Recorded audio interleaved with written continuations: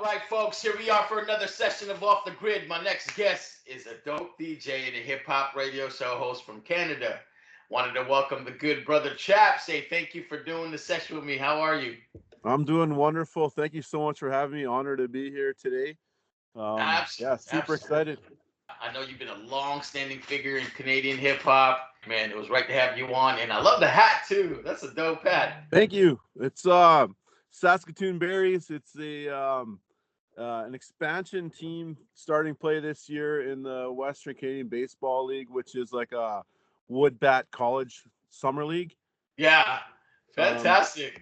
yeah, so we had a team before, but like for a long time, but it folded for whatever reasons. And um, there's um, there's a sports entertainment group here that runs the junior hockey team and runs a national lacrosse team. Yeah, And so they put a bid together and put together a expansion team. So just repping the home team always. They yeah.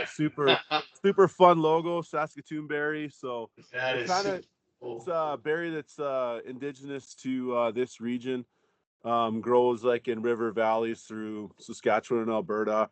Yeah. Um, Similar to blueberry, but a little bit a little better, a little different, but similar, like kind of style, like kind of yeah.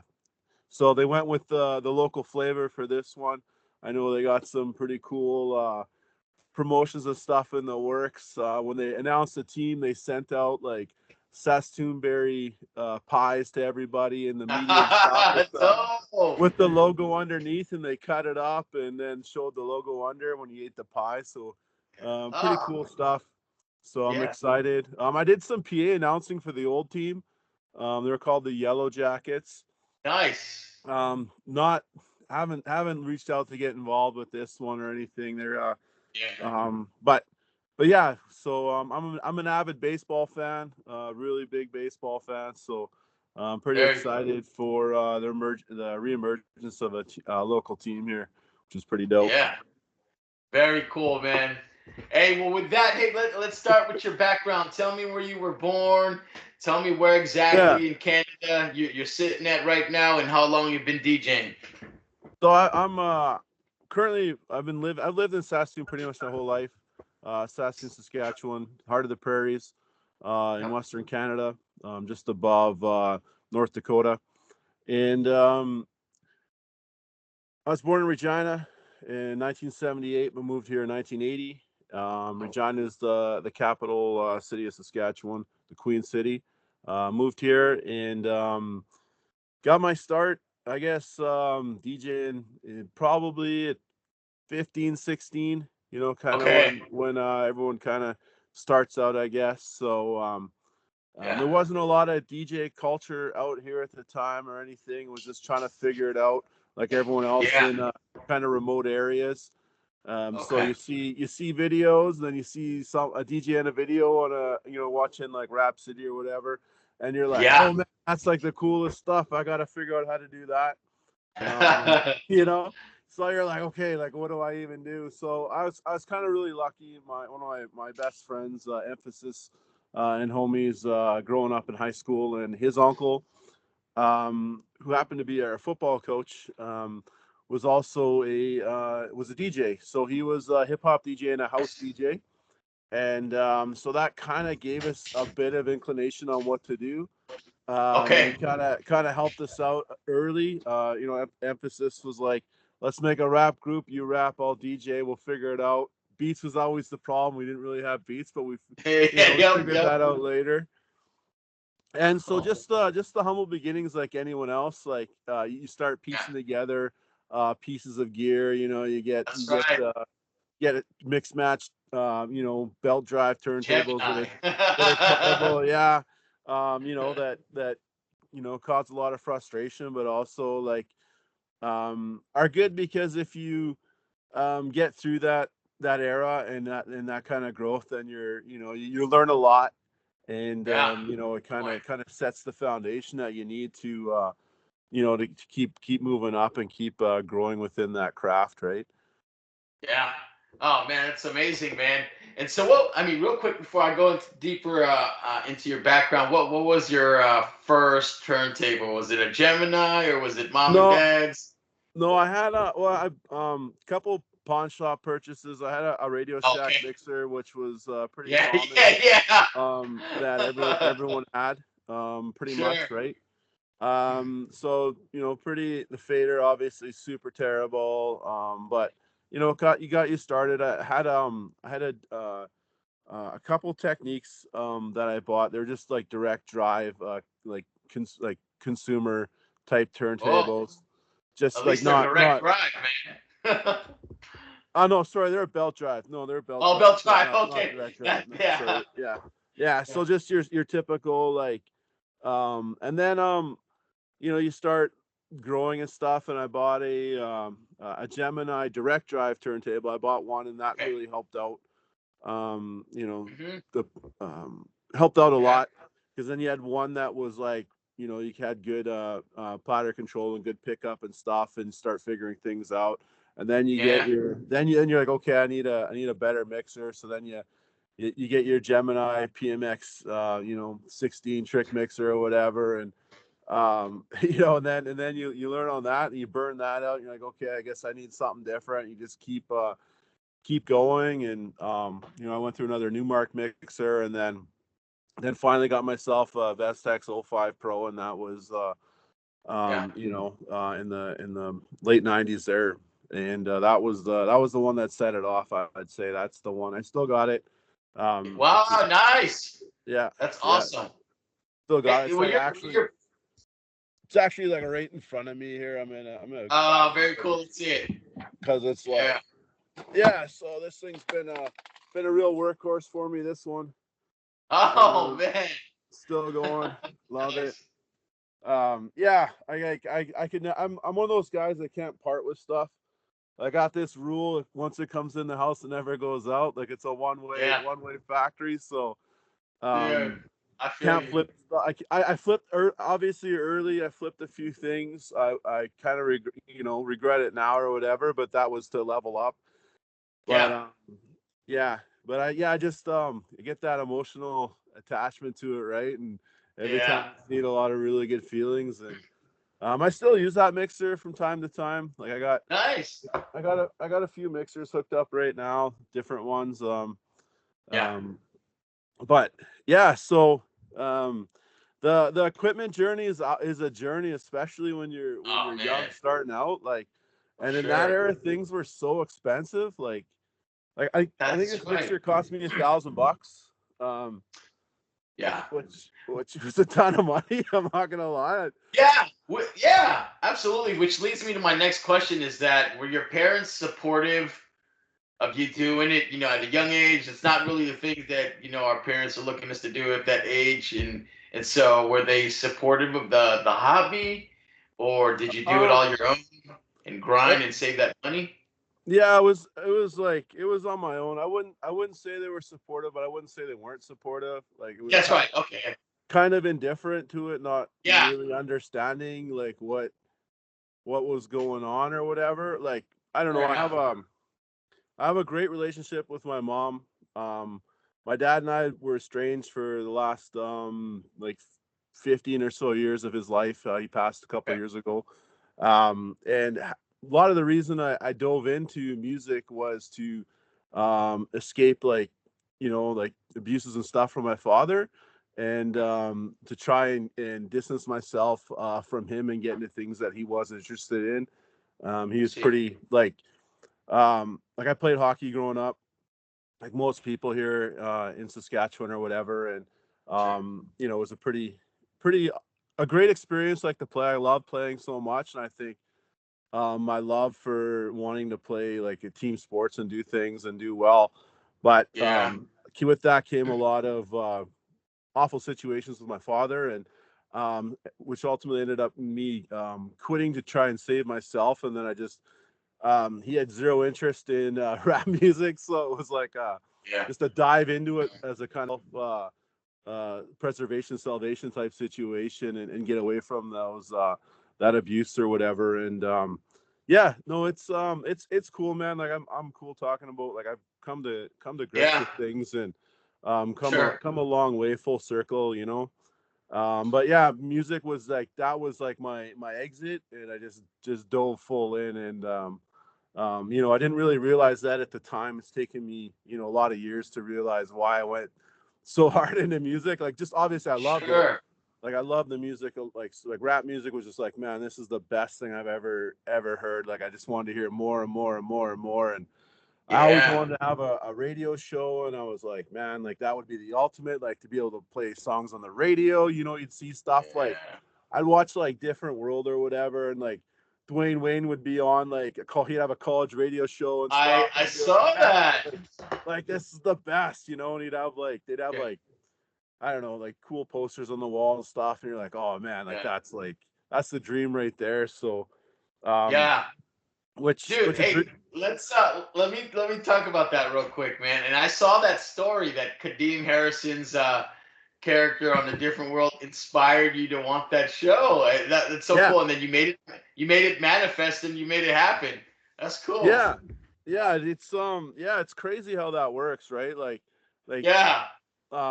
like you know, you just sort of like, especially like here, it was like it seemed like so removed and far and distant from that world. Like you Yeah. felt like such an outsider being in such a remote, closed off place from that culture. But those being remote and closed off was actually like super freeing because there was no rules, and you could just try and build things and do whatever, and make mistakes, and Yeah. learn things and grow in ways that, like, if you did that in a more mature scene, you would have been just like stomped out, right? And probably given up, right? But Hey. Yeah, that's amazing, man. I love where the inspiration came from, and I thought that was a super cool story, man. But anyway, when you were young, what was your introduction to music? So, what was your mom playing that you really you um could recall? music wasn't really that big in my house or my growing up. Okay. Like, kind of just obviously like, um I heard a lot of talk radio growing up, like Oh, CBC, okay. like talk radio or whatever.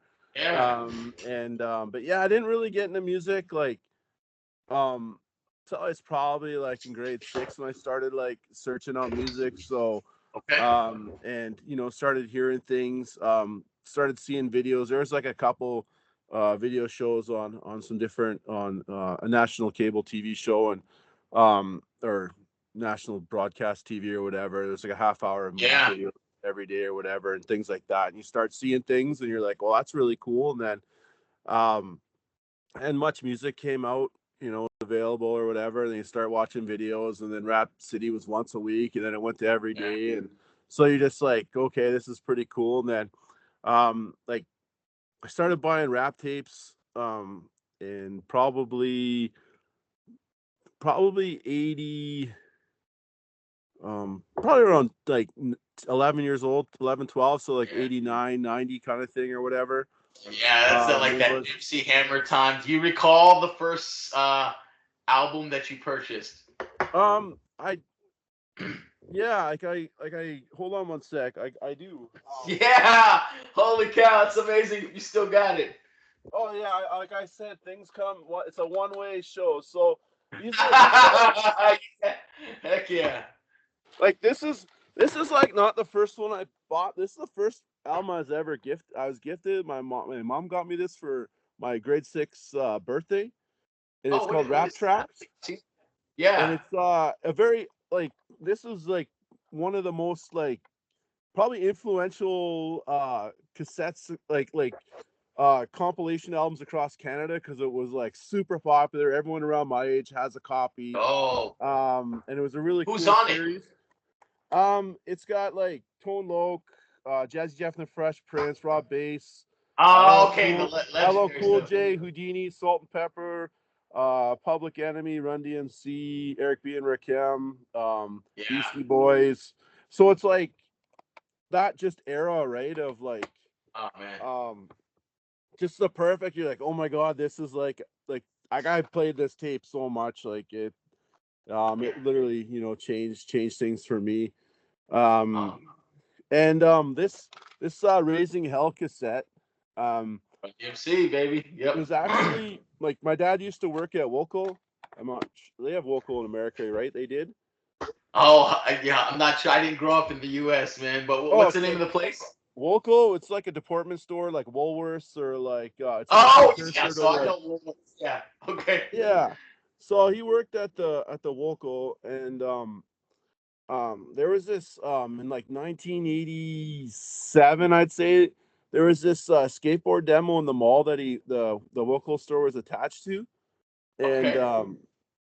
there was this like this I don't know, this skateboarder, his name was Jason Lee or something like that. Like I can't Okay. remember exactly. I got pictures still from that event or whatever. It's pretty cool. Very cool. But anyways, like so they had to have some music to be played or whatever. And Yeah. this cassette was one of the albums they were playing at that event or whatever. And I don't know, it ended up my dad ended up bringing it home or whatever because it was open and used or whatever. And Yeah. so yeah, I found that like at home or whatever. I didn't get into it right after that. Like I found it like kind of after. It's like, oh, we have this like Run DMC tape. That's really random and weird. Like I'd kind of found it or whatever. So yeah, I got that, which is really cool. It's kind of a cool tape because it's got like the like sticker Looks style, like and not the super print. dope. Yeah, so Yeah, I don't know. man. That one's kind of stuck with me. Those two albums are kind of pretty influential for me and kind of set things off. I have an older brother, still have an older brother, and he's really into like metal and stuff. Obviously Okay. being in the 80s or whatever, but there was always a few rap things that would come through, um, which was cool, and they'd kind of filter down to me or whatever, and I was like, well, that's kind of cool. He had some friends that kind of like rap, so Yeah. that was kind of neat and kind of got me some early exposure, those Yeah. kind of things. But like, yeah, I just was like, once I kind of heard it, I was like, that's the only music I like and want to hear, and Very you cool. know, would buy as many cassettes as I could. Man, like there was like this store I remember in high school. I was like it was like I would just go there and I'd like just take like eventually they were like, hey, look, these are things we have access to. They just give me their like distribution lists and these pieces of Oh, paper. And I'd be like, yeah, yeah. order me everything on here. We'll see what shows up.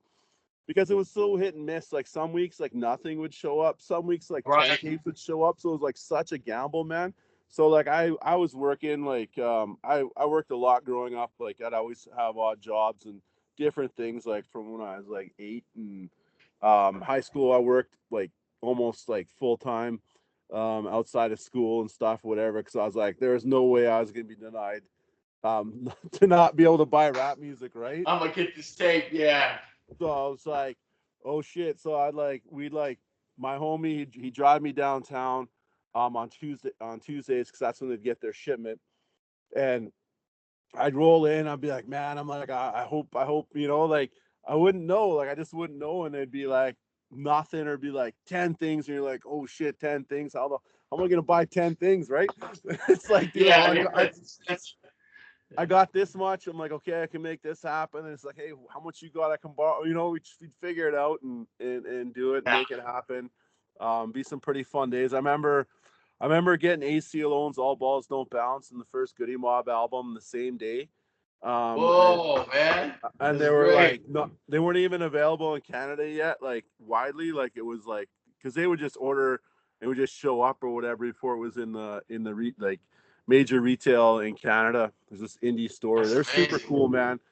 And yeah, so that was like, days like that are like just amazing days where you're like, holy cow. Like I never even really was like, I'd heard Freestyle Fellowship, but I wasn't really like, I didn't make the connection, like Right. in that era or whatever. And I was like, oh, this, I'd seen the ads for the AC Alone album in magazines. That's how I would like get things. I'd be like, Rap Magazine. I just look through it, be like, okay, look, these are things I recognize. I'd see it on the list, be like, yeah, order me that or whatever. And It's so and cool. Yo, go from access there. to something like that is ridiculous, man. That The thing is, you had to like work really hard to search out music in here, like, and everyone that like I came up with in that era was like the same as me and would search things out the same way. And I mean, I'm talking like 10 people in the whole city. The city was about yeah. 140,000 people in that era.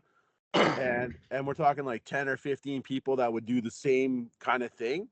And like Okay. eventually we all became friends, right? Like that's just how it Yeah, works. We're that's all around right. the The same age network. or whatever.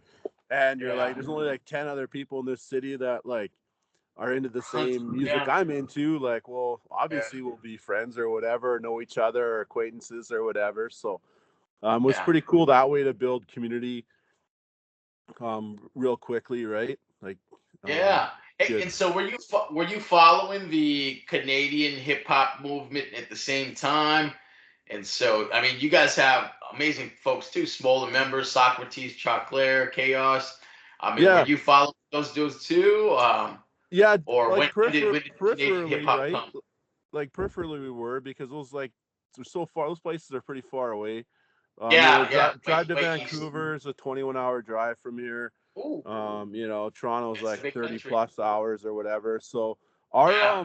our connections were to Winnipeg. That was the major it Okay. was 8-hour drive to Winnipeg, and that was, the Freak Show, Peanuts of Corn, Farm Fresh, those Man. crews were Yeah. instrumental in us, right?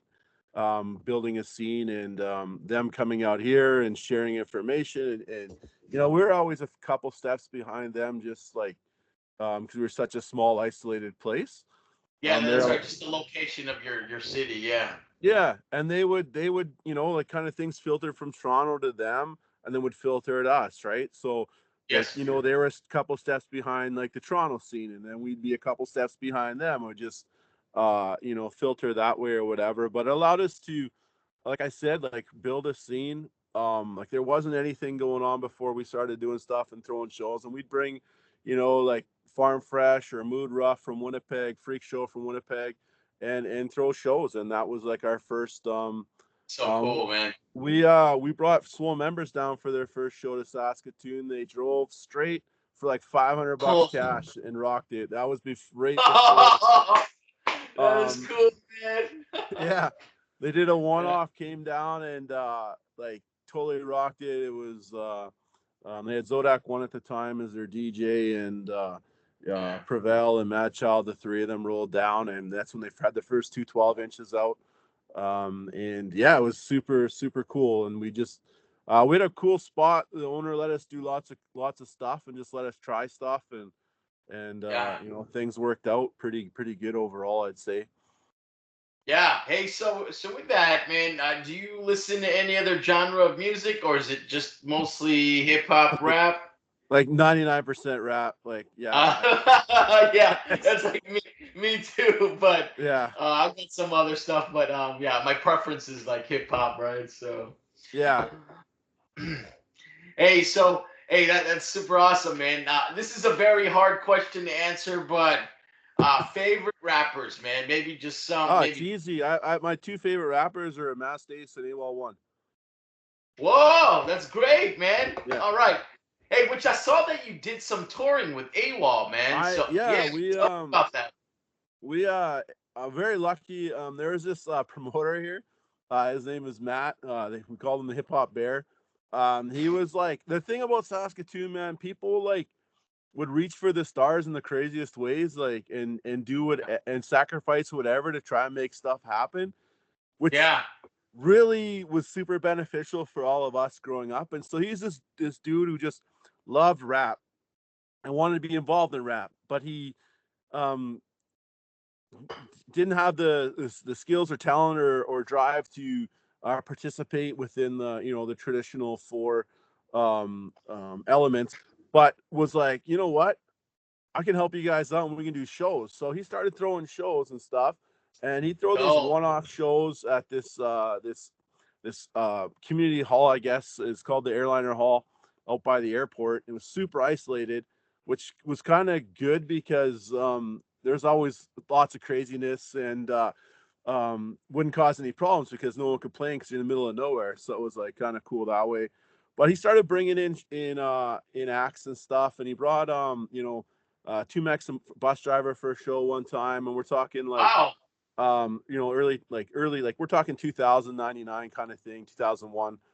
um and it was cool because he'd be like, oh, these guys need DJs, you want to DJ for them? So like I DJ for bus driver and Tumex, and it'd be like, oh man, this would be like incredible, right? So I'd meet them, we'd run through things and sound check or whatever, and it'd be really fun. And then he brought down like AWOL one and DJ ESP, and met AWOL, and we're like, oh man, like super awesome guy. And then he's like, hey man, like this is like the shows were popping in Saskatoon, and he's like, man, like maybe we could do this like across Canada or whatever. And we're like, yeah, obviously, like we're down. So sick, man. So we reached out to AWOL one, Circus, bus driver, A&T, and brought, which like bringing in A&T was such a wild card. Like, the other three made sense, but then he's like, I love A&T, from Secluded Journalists, Comedic Sons. Yep.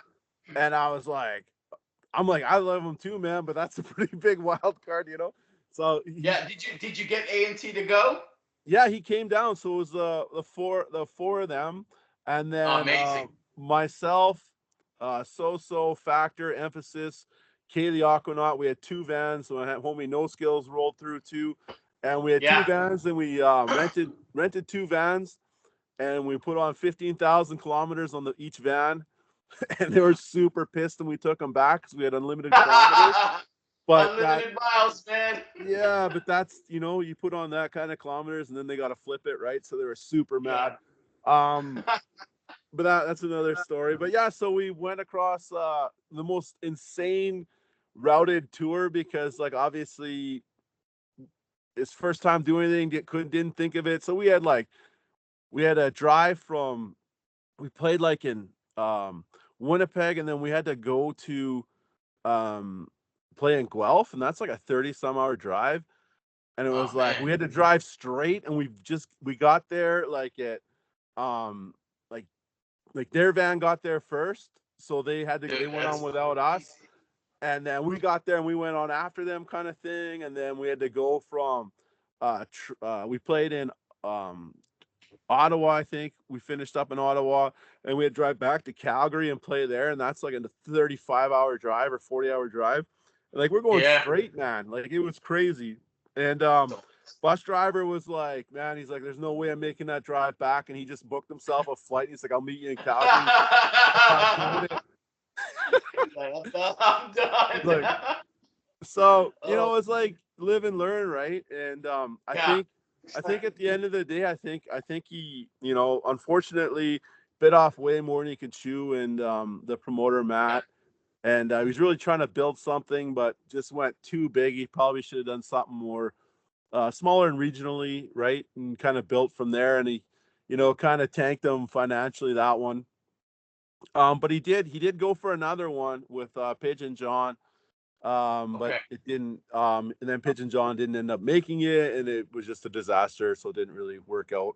But it was a lot of fun. Like we played 11 or 12 shows across from Ontario to BC, and got to know AWOL, Circus and bus driver and AT really well. Obviously I DJ'd for those guys pretty much every night. And so it was a lot of fun that way, and we kind of became good homies. And then from that trip, AWOL and Factor made a 7-inch single called Try, which was really exciting. And then we just kept building with the shifters from there in Factor, and making those connections and stuff. So that was a lot of kind of set that foundation, and been homies with AWOL ever since, which is it's kind of amazing to call one of your favorite rappers your homies. I got the new picture disc here. I just saw he released that, man. That's really cool. So that's awesome, man. Yeah, and then Masked Ace, like I just have always, like, I've played a couple shows with Masked Ace over the years here and there, and it's just opening up for him as like the show DJ or whatever, and got to meet him a couple times, and get some stuff signed and hang out, and just tell him how much I appreciate him and stuff, and which is great, to be able to do that to someone that you've been listening to forever. Like I just love how Masked Ace is always staying, like, he's always current. Like, he's just like, whatever area he's he's still relevant, man. Yeah, and his career like spans so many different eras of rap, Yeah, but he's always the best in every era. Like it's so crazy yeah. to me. Like, and like like The stuff he did disposable with Marco arts. Polo. Oh my Yeah, gosh.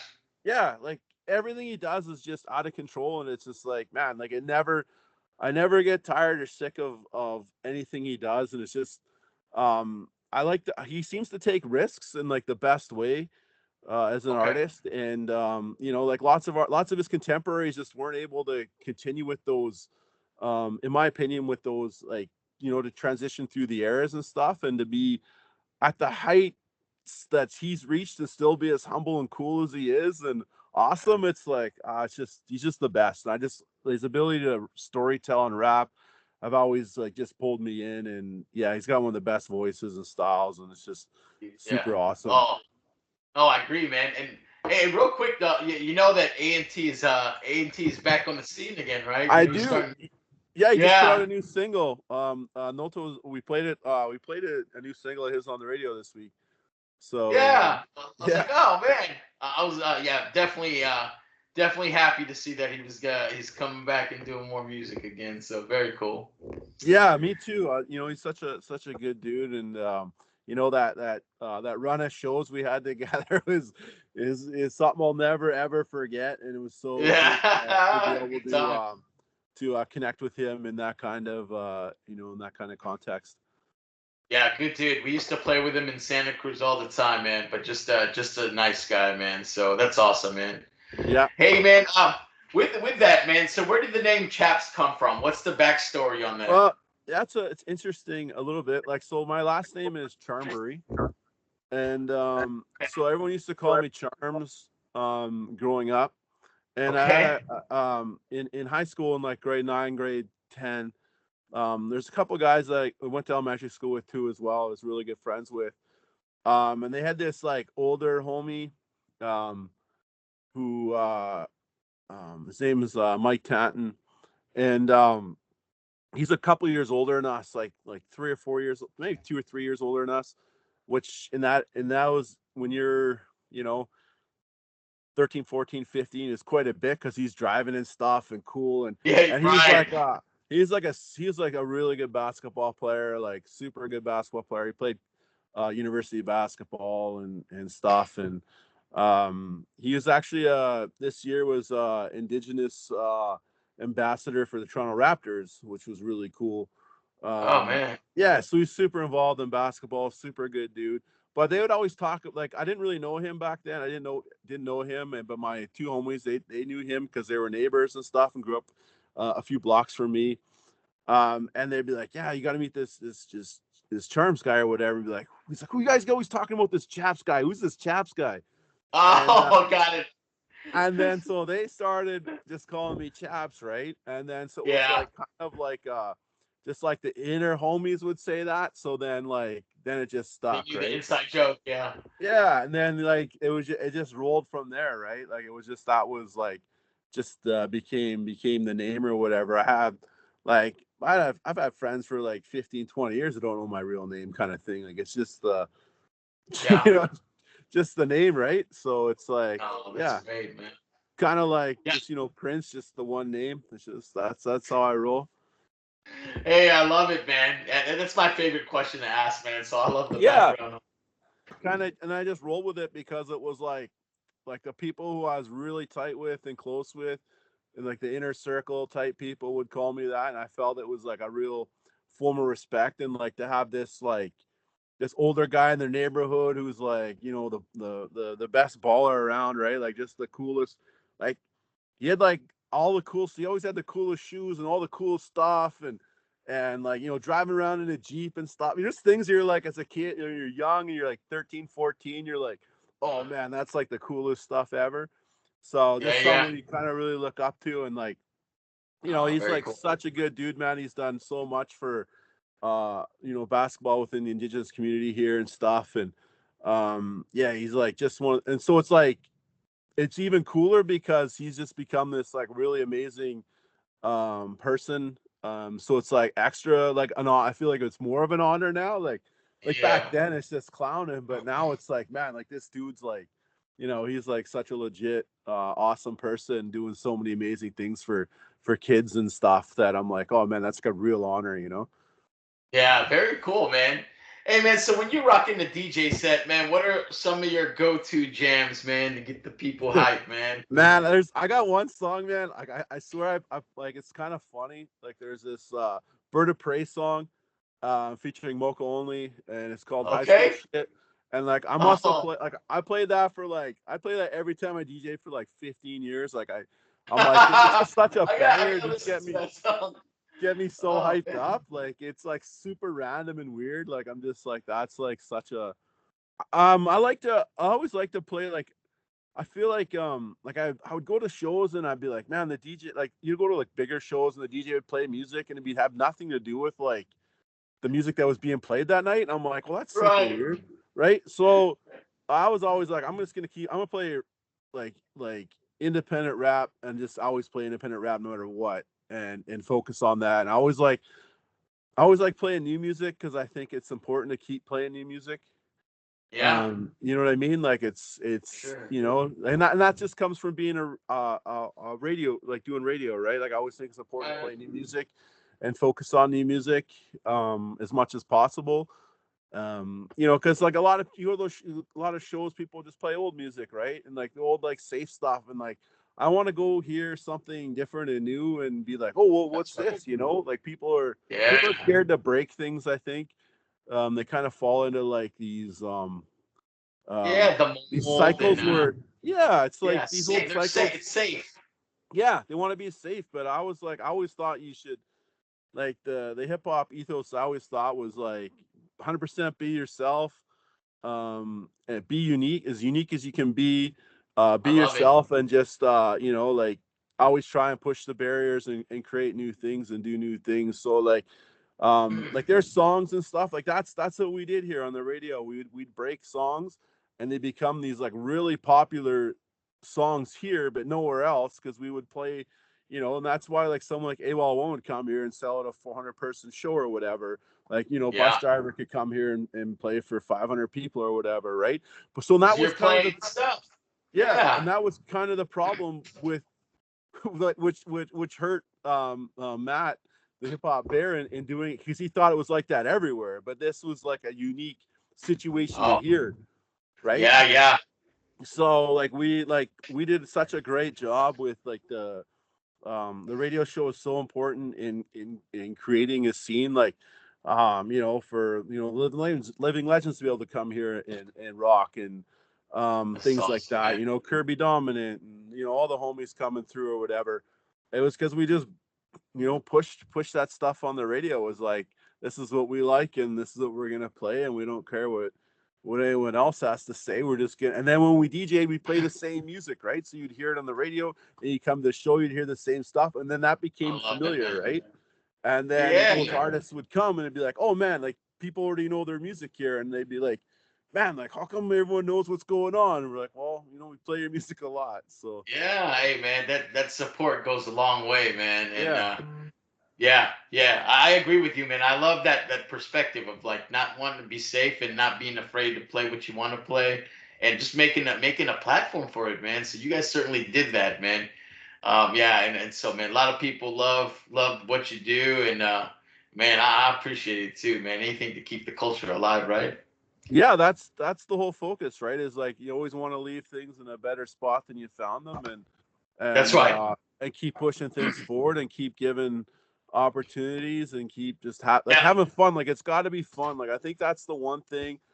I was like, you know what, you got to do it on your own terms and you got to have fun. So are you yeah. gonna miss out on a bunch of monetary things? Well, of course you are, but you know Oh well, what, man. you're Yeah, gonna you're gonna get it back tenfold in like meaningful important things like friendship, yeah, support, those things that really mean things. Like I'm friends with so many of my favorite rappers and rap people, and just and I have all my friends and like all my closest homies because of rap. yeah. Factor, Rove, Nolto, like so those kind of guys, and just growing up here and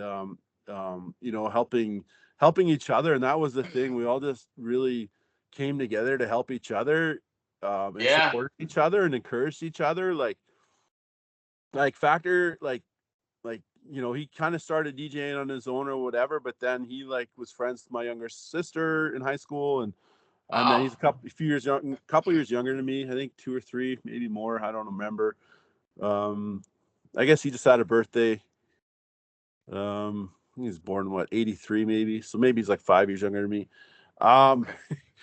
yeah, it makes sense. And then just then we brought him up and we're like, hey man, like you should like come DJ with us or whatever, and then pushed him like, hey, he's like, I want to start making beats. I'm like, yeah, you totally should make beats, and we encouraged him and kind of Oh, things, and helped Side Road Records, helped him with that, and yeah.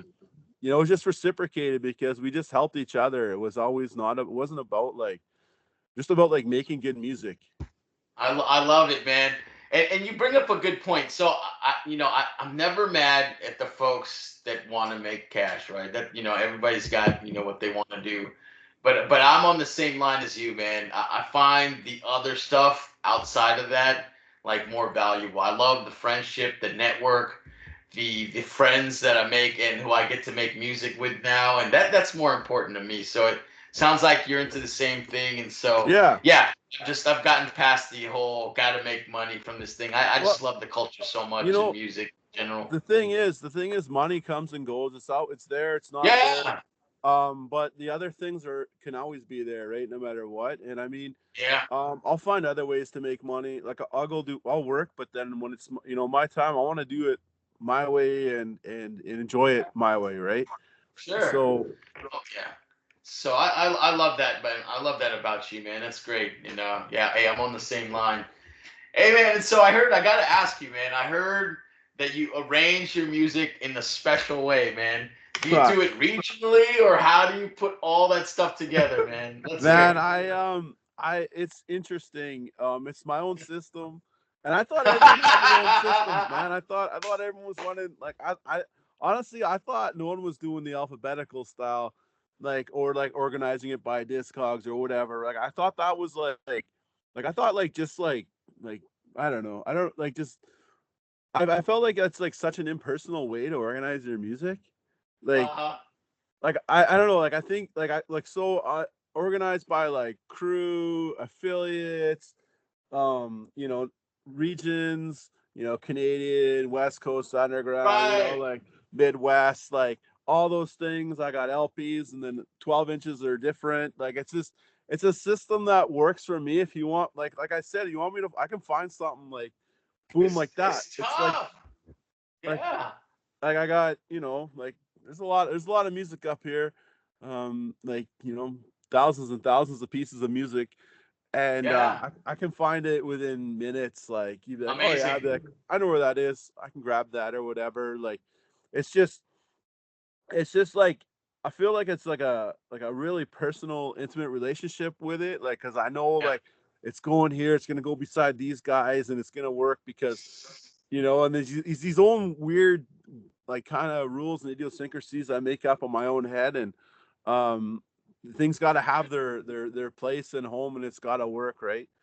Yeah, for But sure. yeah, it's I get a little bit of flack for it, which I think is weird. I was like, what, doesn't everyone organize their music that way? They're like, everyone's like, no. I'm finding out all the homies are like, dude, you're crazy. I'm like, what do you mean? Like I literally thought everyone had their own system. Like I didn't think everyone's like, oh, just alphabetically, or like, and it's and people are like, oh, I do it by genre. I'm like, well, I only got one genre. I just got rap, man. Like I only got rap music here, so like can't do it by Man. genre. Like it's Yeah. all rap. Like so, yeah, I Yeah, know it's I fun. still struggle with that, man. Like trying to figure out how I want to organize my stuff. I'm quite a bit of a collector too, but yeah, Yeah, I just every day like the system changes in my head. So that's awesome. I had to ask you about that. yeah, no, it's something I have fun with. Like obviously the homies like to give it to me, and it's all it's good. I'll take it because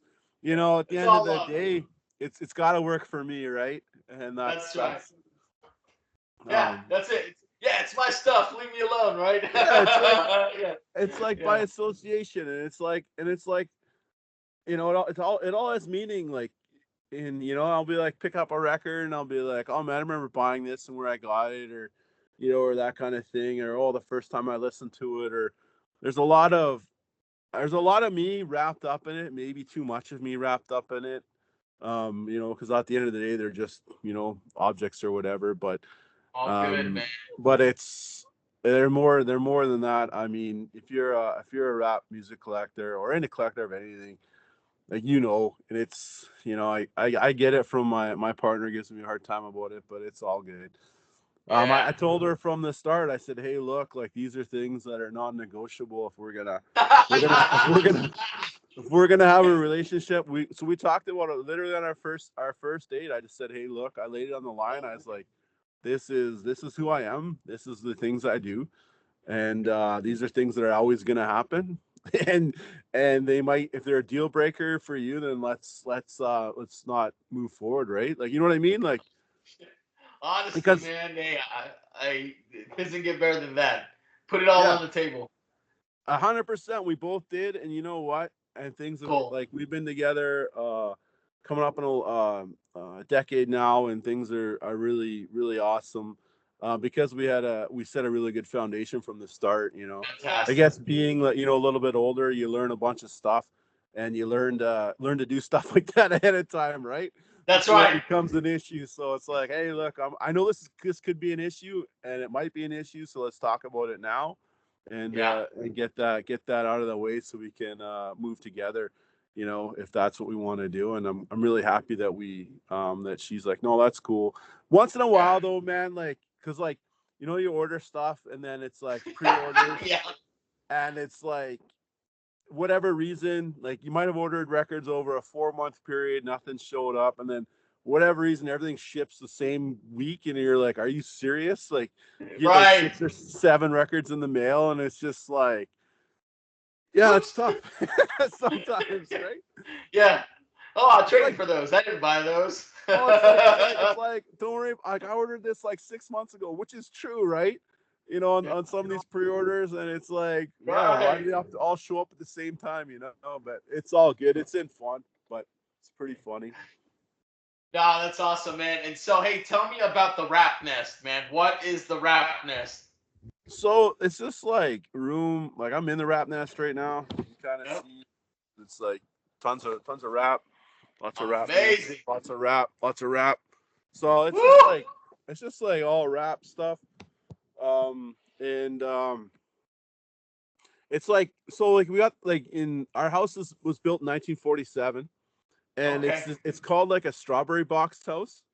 And what they did after World War II, across Canada, is they built these like houses called strawberry box houses that were all Okay. like the same plan or whatever. It was so they could build a whole bunch of houses really quick across the country, for people returning from the war to live in, and that kind of Ah. stuff or whatever, right?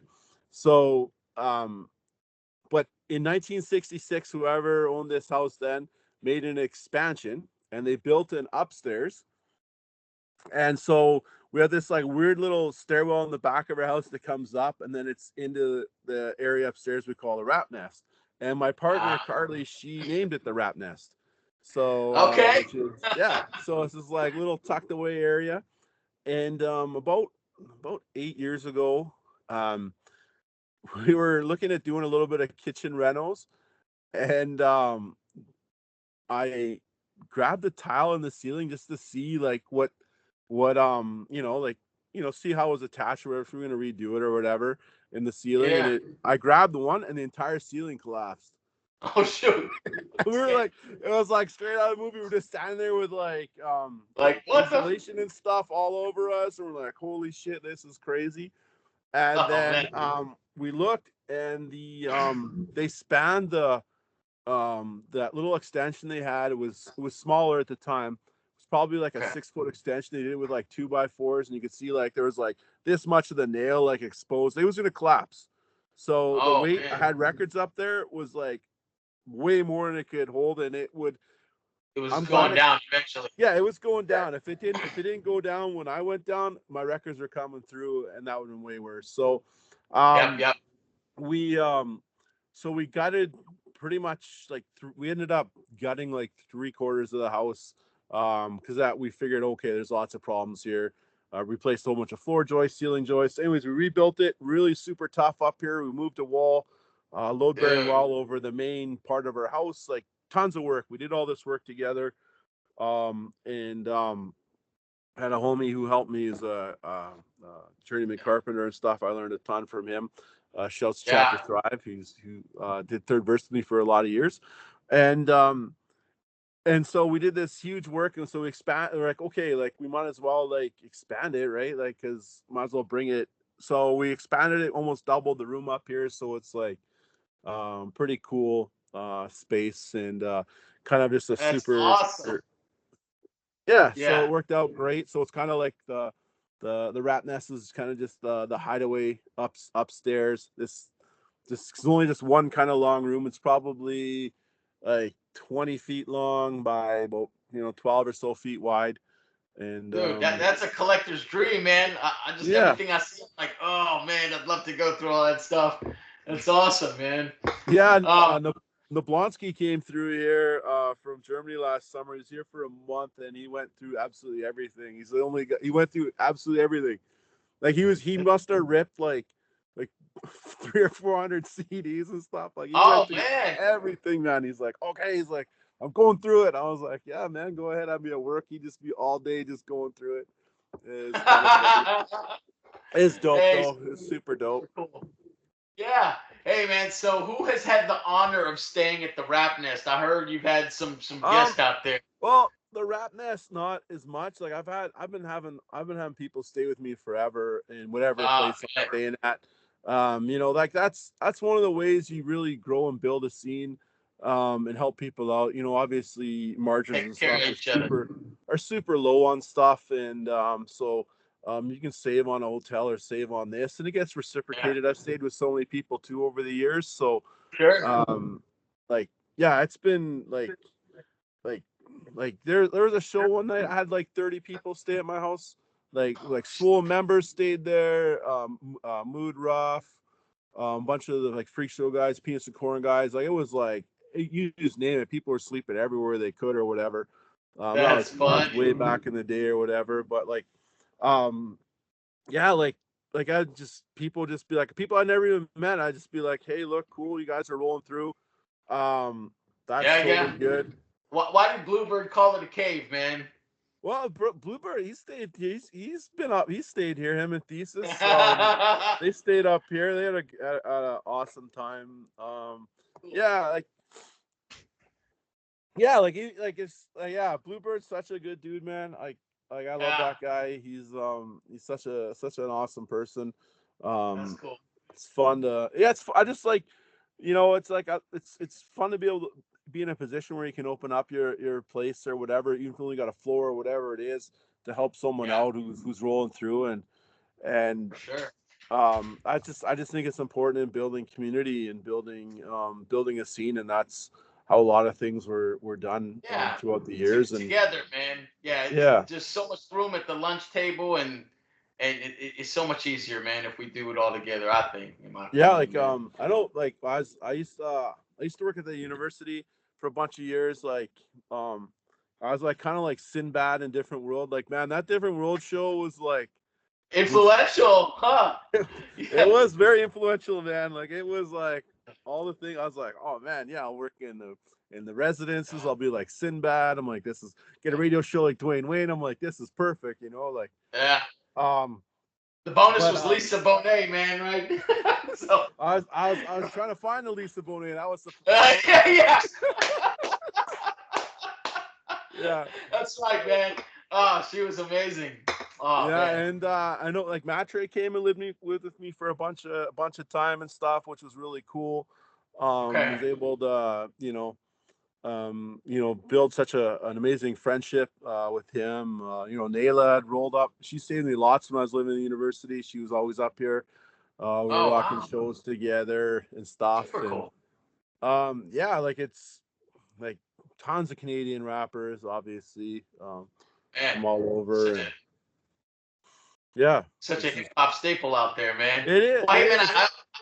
I also got to credit you, man, just for your, and we haven't touched on this yet, just mildly, but a long-standing weekly radio shows, right? First Yeah, one was Third Verse, right? yep, Started in '94 by Noseville. Started as Trunk of Funk, the Vinyl Frontier, and then he yep, invited you in '96.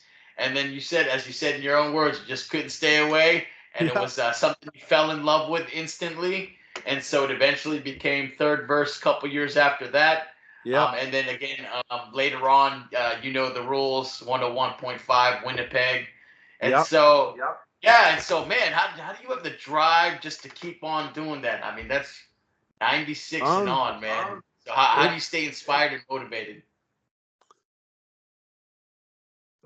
it's just, the motivation is in itself. Like, it's just one of those intrinsic things where the reward is in doing it, right? Like, and sharing. It's the share. It's more become the sharing. Like, I love sharing music with people, and that's a way that's like not pushy or not like, like sit in my car and listen to beats kind of way, like Yeah, like the used carsman yeah, style, like, which oh some man, people come do. check out this trap. Sit in my car, we get trapped for like an hour. It's like, Yeah, you just wanted to hear the one track or whatever, but next thing you know, it's an yeah, hour. You just listen to beats that are unsequenced, and that kind of era of. that's funny. But no, it's just one of those things that like it's really rewarding. And like I've had amazing um like co-hosts and stuff over the years, and I've been years where I've been by myself, and I recently was going to change careers. It was gonna take me on the road a lot more, but then like my current Okay, work came back with an amazing offer, so I stayed where I was, so I didn't take that opportunity. But in the lead okay, up, I brought in Rove and Noto the Third Verse, and that's right. I brought in Blonsky to the rules, because I was like, oh, we was gonna have to go away for training for a while, so I needed something in the interim until I kind of got back to a more standard schedule or whatever. But Okay, I'm really happy that happened, because I didn't know how much I missed having co-hosts, yeah, it's fun. especially a Third Verse. Like, obviously, like Rove and Nolto, or like Nolto he'd been a co-host like for about a decade ago. So, Yeah, which was really fun to have him back, because like, it was like nothing changed, just having him back there. I was like, oh man, sure. it's like nothing changes. It's just like the good old days, like. You picked up where And you left then off. Yeah, adding Rove was like such a natural fit for me. Like, we DJ together all the time as the yeah. Stoneford Party Rockers, and That's um another good dude, man. yeah, like one of the best. Like, those two are like two of the best dudes around, like, hands down. And Nice. so yeah, like, it was just a natural fit to have them, and the thing is, they're always looking for new music too, right? So to bring those guys in, like Noto, Yeah, obviously, like, I only play physical music, but bringing in someone like Noto, who like will play digital music, or is good, because then opens up a whole new wave, and he's always listening to different things yeah, than I would listen to, and they're always really good, so it's like really cool having a new perspective that way. Rove and our music choices overlap like 90%. yeah. There's just a Yep. fringe of things that I like and he doesn't like, and vice versa. We buy pretty much all the same records, so it's like kind of a duplication that way. But we'll play Yeah. different stuff. Like, we'll play. It's interesting because like I'll play a track on a record, and then he'll play a different track on the record, and that'll be the jam he's into. So that's kind of cool. I like that. Okay. And then with the rules, bringing in the like having the Blonsky here for a month, it was just so fun. And we did a Oh, couple episodes of last summer of because I record that syndicated, record that up in the Rap Nest, and he was here, so we recorded a few episodes with me, very and I was cool. like, man, I really like doing that with him, and I was like, man, it's such a good fit. And then I was like, well, this is just being, he could be anywhere. So I was like, well, he's Berlin. I'm like, it felt like a natural fit. And So he's done the last dozen or so episodes, which has been Nice. amazing. And I know he's planning on coming back here, I believe, again this summer. Yeah. And Does he we're just gonna. dial in, or how does he partake in the radio show? So it's like kind of two segments. It's an hour show, so they're 28-minute segments, and he records. The first one is always like kind of we call it international rap, so it's like American or world or whatever, and the second Very half's always Canadian. So we just pick whatever we're gonna do and then record the segment, and then they're really UMFM is really dialed in as far as technology. They have like it's super. They have like you can everything's real easy for remote for people not there to do. So their very cool. station manager's like a computer engineer type dude. Okay. Amazing person, super supportive. So he reached out like about a decade ago now, coming up on a decade there, close to. Okay. He's like, hey, what do you think about syndicating Third Verse on UMFM? And I'm like, that's a Yeah. really interesting idea. Like we'd have to pare it Yeah. down because he's like an hour time slot, but an hour and a half. Our show's an hour and a half here, and I was like, I was thinking about it. I'm like, you know what, man? Like, how about just doing a news show? And he's like, oh, really? You would do that? I was like, yeah, for sure I'd do that. So, Oh, that's super cool, man. and it's just like, because Winnipeg's always felt like the second home for me. I always say if I ever relocated, that's probably where I would go. I did try and relocate to Toronto in like 2013. It didn't go so great. So I came back or whatever. I was just in a Okay. transition period, like career wise, work wise. And thought I might try something different or whatever. I should have went to Winnipeg. If I would have went to Winnipeg, I'd probably still be there. But I came back and then Hey, shortly met my partner, so it works out how it's supposed to work out, right? that's it, man. Well, very, very cool, man. And I wanted But yeah, just to give you props for doing what you do and keeping the culture alive. And 20 years plus is not an easy feat, but you did it, yeah, and it's through the love, man. And I love the Nintendo flip, the Nintendo Power logo flip for the yeah, third verse. That's yeah. cool. Who did that? Noise through a nine or through a nine heads from Uggs Mag. Oh yeah, that was Yeah, great, man. yeah. That That was was awesome. the homie Mock. He writes Mock. He was host, co-host with us in that era.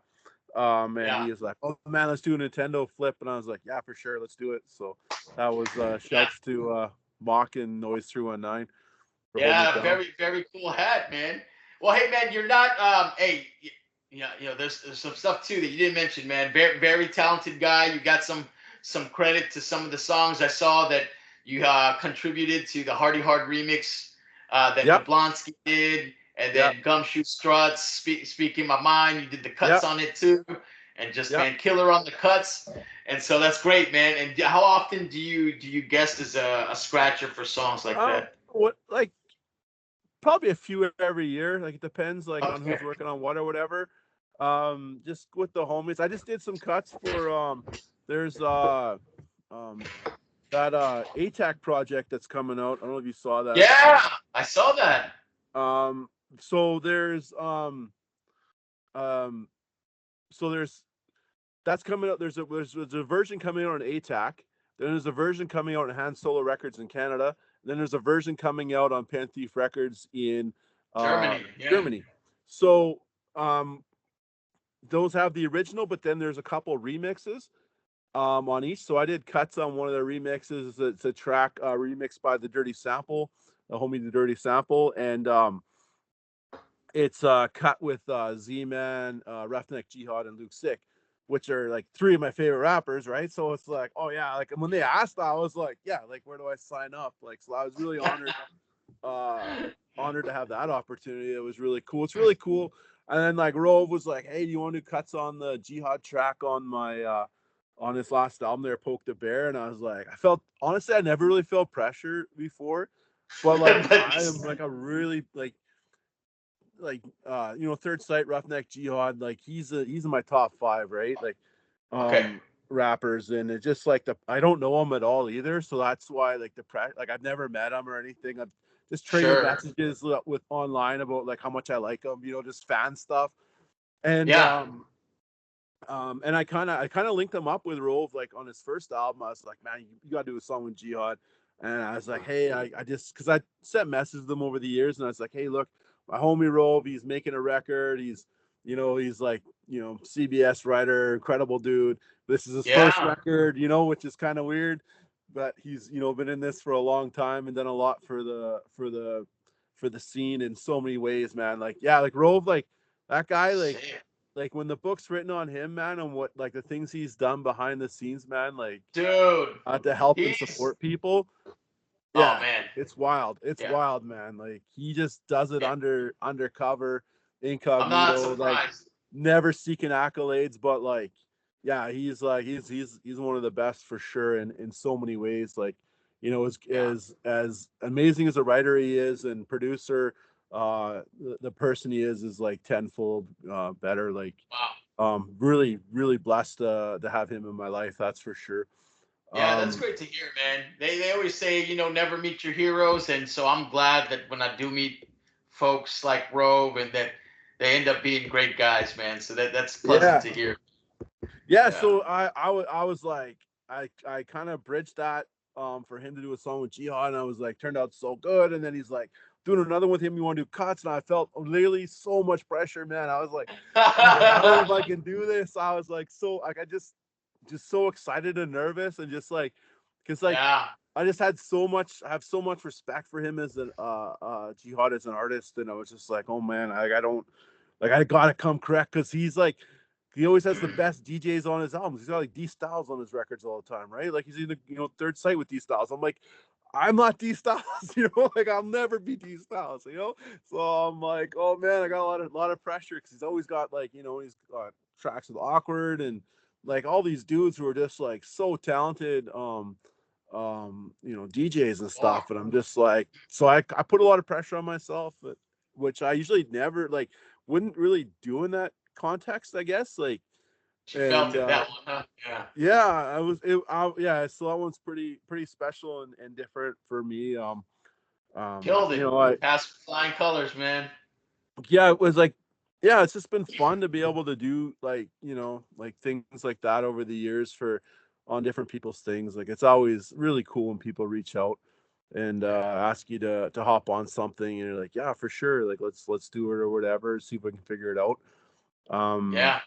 I Yeah, love it, man. Collaborating is fun, man. Different sound and just a different product than you normally make. So it's always fascinating to me when people from all over the place connect.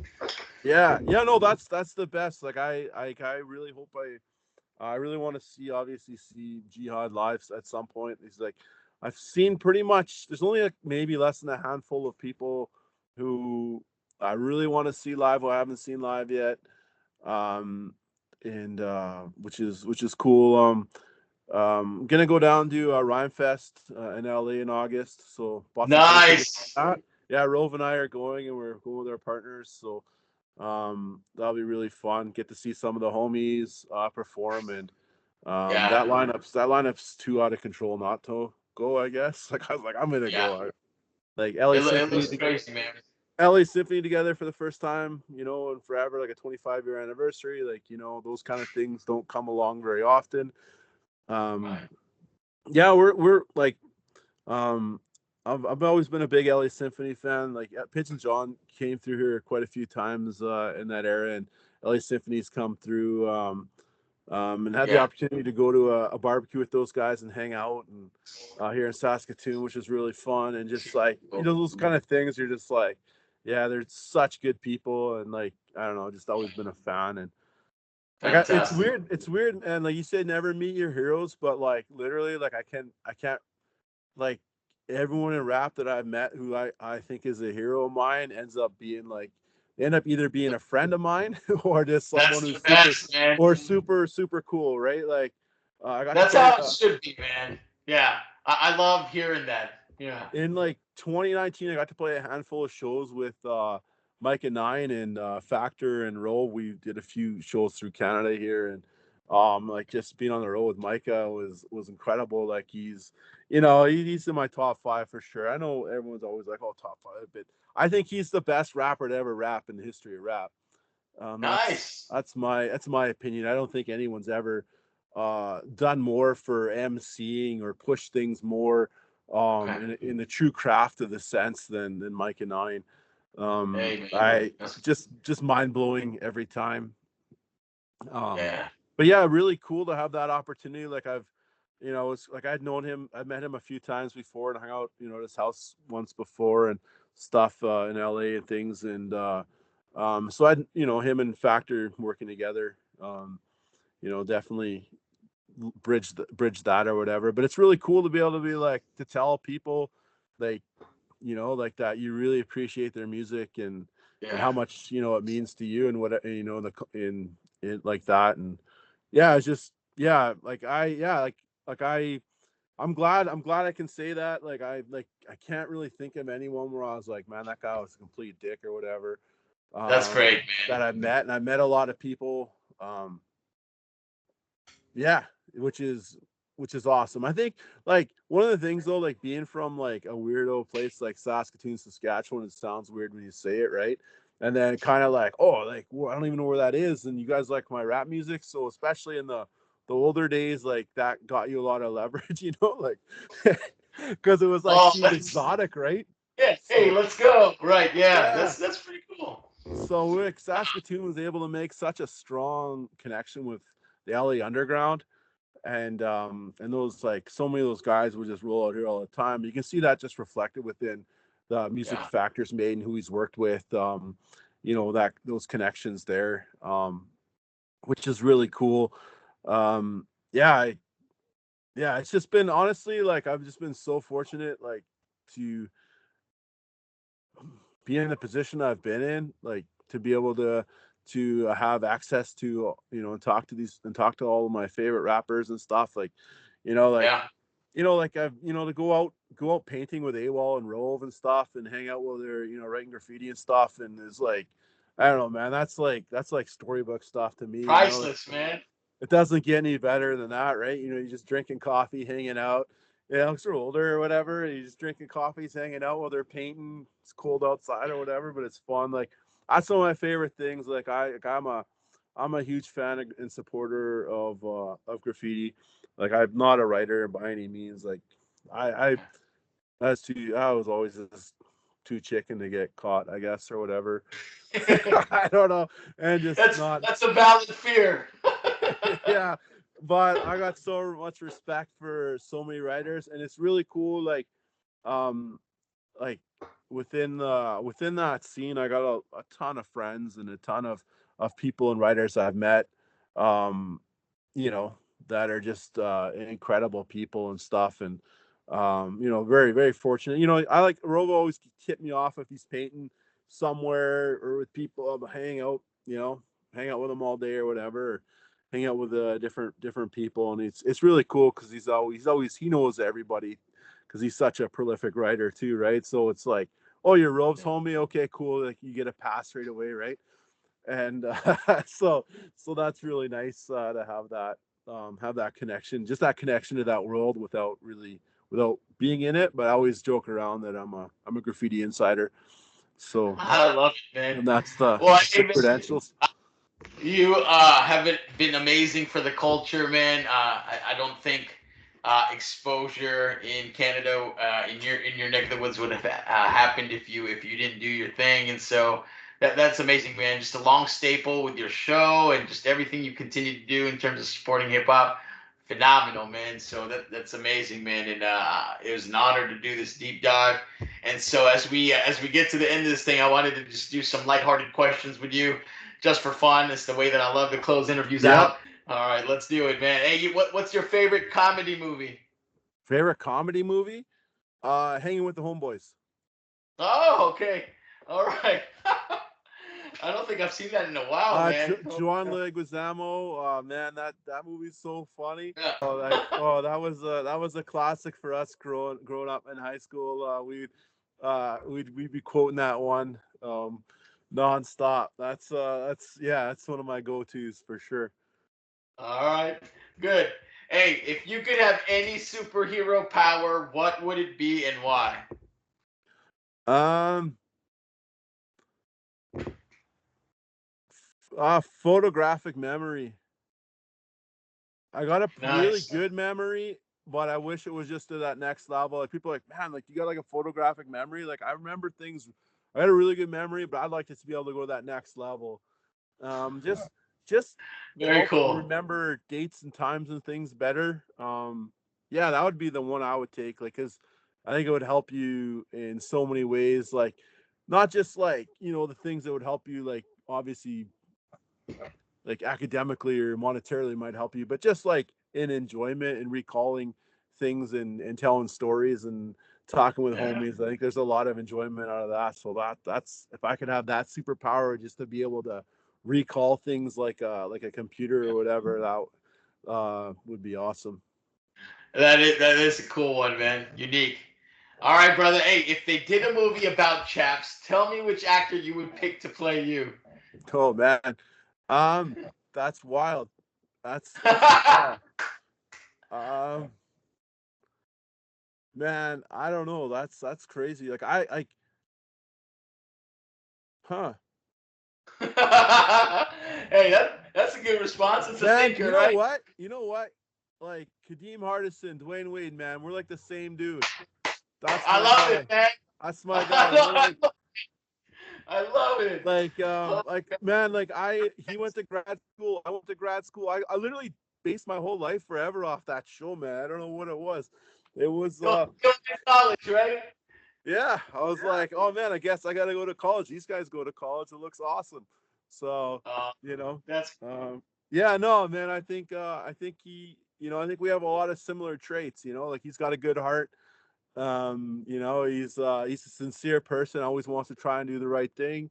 Sometimes things don't always go to plan, but he's always trying to work through it. And yeah. Hey, yeah, and he's like always like just kind of having fun and stuff. Like, yeah, I think yeah. yeah, that'd be cool. Yeah, fantastic answer, man. Hey, all right. If you had a time machine, would you travel to the future or back to the past? Um, I think I'd go back to the past. Okay. Yeah, All right. I'd go back to the start of hip hop. That'd be where I'd go. Be Okay. like Oh, go to, oh, that's a great that's a great one. Great yeah, answer. I'd go to the '70s in New York and try and Cool. Her. try and catch those parties and just that essence and yeah, that'd be something that would really appeal to me. The future is what it's gonna be, man. I don't know if it's gonna be great. I don't know, like, but so I don't know if I want to go there. So, Right. Right. Yeah. but definitely, that's somewhere just being in that all that art and um music and creativity of that era would be pretty cool. Yeah. Hey, that's a great answer. All right. Here's my favorite question for Canadians: Timmy Hortons or Starbucks? Um, y- I I don't buy coffee, which is really Oh, I good. don't drink coffee either. I started drinking coffee within the last like 4 or 5 years, and I just make it Okay. at home. But Oh, fantastic. if I would go to Tim Hortons because I would get donuts at Tim Hortons. That would be the thing I'd get. I'd get Good answer. the Canadian walnut crunch. That's the one I like. Oh, that sounds amazing right now. Yeah, it's pretty good. It's a retro donut they just brought back, which Oh man. and I really like the toasted coconut donuts they have there. Those are the two I like. Well, hey, man. As I mentioned, dude, it was a pleasure to do this interview with you, man. You're an amazing dude, man. And just the support that you do for hip hop and the culture is amazing. I continue to follow everything that you do, and just man, amazing with the show, and man, just phenomenal things. And I appreciate you, and I'm sure the entire hip hop community appreciates what you do, man. So, hey, with that, man, is there anybody that you want to shout out before we close this amazing interview? Just want to shout out all the homies. Like there's so many of them. Yeah. Just shout my radio homies Nablonsky, Row of Nolto, shouts to Factor, shouts to Obelisk, holding things down with Audio Recon. Now that's heavy and Audio Recon team up, which is really cool. Shouts to Yeah. Dren, shouts to Sign One, MC Homeless, Yeah. AWOL One, obviously, shouts to Gumshoe Strut, Guy, all the homies in Winnipeg. Nestor Windrush, So. Yeah, just yeah. I'm missing people. People are gonna get upset or You're right. whatever, That but always happens, man. it's all good. It's all love. I don't have to shout you out because I tell you in real life all the time. So There you go, they know, man. they know, they know what's up. Shout out to I guess Different World for Yeah, that's the best. literally Oh, changing, really setting the trajectory of my life. I love that. It's That was a like great support, man. I really love that, man. so Um, random that a show would impact someone growing up in the middle of the prairies nowhere in Canada and would impact them to pursue higher education, pursue radio, pursue like yeah, working with students in residences, like all these weird like things, right? Like yeah, literally all from that show definitely was pretty formative in my life, which is really yeah. And Kadeem Harrison, man, we're gonna yeah. make this little story a clip, and we're gonna tag Kadeem Harrison. And if he listens to it, awesome, man. But yeah, no, he was definitely cool, man, and just his Yeah. character was very, whether or not he realized it, man, very influential.